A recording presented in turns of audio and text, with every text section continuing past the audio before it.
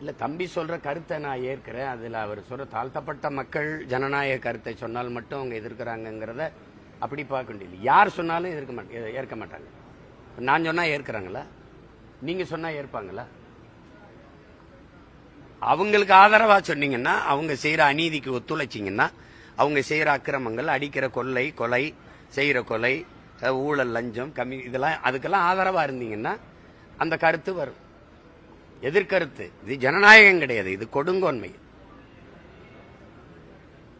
Edward Snowden சொல்றான்ல, ஒரு நாட்டில் நடக்கிற குற்றங்குறைகளை எடுத்துச் சொல்வது, அநீதிகளை எதிர்த்து அறைகூவல் விடுப்பது அந்த நாட்டில் குற்றமாக கருதப்படுமானால் அந்த நாட்டை குற்றவாளிகளே ஆள்கிறார்கள் என்று பொருள்கிறான்.